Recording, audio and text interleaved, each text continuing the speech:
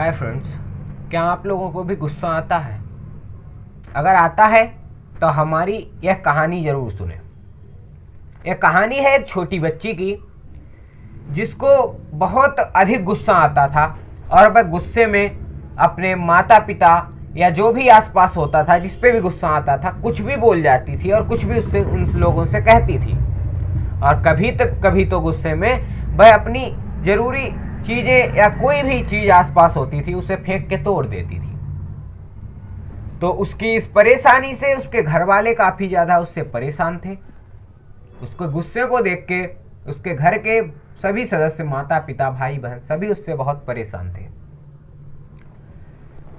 तो वहाँ पे केवल एक शख्स था जिसकी वह हर हालत में बात मानती थी। वह थी उसकी ट्यूशन टीचर। अगले दिन जब वह आई, उसकी माता ने सारी बात उसको बताई कि मैम ये बहुत अधिक गुस्सा करती है और गुस्से में सभी ज़रूरी चीज़ें या कोई भी अन्य वस्तु तोड़ देती है। ट्यूशन टीचर ने उनकी सारी बातें ध्यान से सुनी। उसके बाद उन्होंने कहा कि आप चिंता मत करिए और इसका गुस्सा जल्दी ही ठीक हो जाएगा, या गुस्सा करना बंद कर देगी। पहले तो माता उनकी बात सुन के बहुत ही हैरान हो गई, पर इसके अलावा और कोई उनके पास चारा भी नहीं था, जिससे उनकी बात पर भरोसा करना ही उचित था। उनकी बात मान ली गई। अगले दिन वह ट्यूशन टीचर उनके घर आई और उस लड़की से बोली कि आज के सेशन में पढ़ाई नहीं होगी, आज हम एक गेम खेलेंगे। यह सुन के बच्ची बहुत अधिक प्रसन्न हुई। उसने कहा आज तो पढ़ाई छोड़ के गेम खेलने को मिलेगा। तो मैम ने कहा हाँ, आज के सेशन में गेम होगा। वो घर के बाहर पीछे की दीवार पे लेके गई और उस दीवार को दिखाते हुए उन्होंने कहा कि तुमको जब भी गुस्सा आया करे तुम आकर यहाँ पे एक कील गड़ा दिया करो, और अंत में जब इसका रिजल्ट निकलेगा तो मैं तुमको तुम्हारी सबसे फेवरेट चीज गिफ्ट करूंगी। यह बात सुन के बच्ची बहुत प्रसन्न हुई और अगले दिन से उसने नियम बना लिया, जब भी उसको गुस्सा आया करता था वह वहां पे जाती और एक कील गड़ा के चली आती। पहले दिन 10 से 12 कीलें उसने गड़ाई। तो वह बार बार उठ के जाना पड़ता, गुस्सा आता था बार बार उठ के जाना पड़ता था कील गाड़ने के लिए, तो उसको काफ़ी तकलीफ होती थी। जिससे उसके दिमाग में आया कि कील गड़ाने से अच्छा है इस गुस्से को शांत कर लिया जाए, जिससे हमें कील गड़ाने नहीं जाना पड़ेगा। तो यह सोचने के बाद उससे अगले दिन उसने 8 कीलें गड़ाई, उसके बाद 5, उसके बाद 4, उसके बाद 3, उसके बाद 2, उसके बाद 1।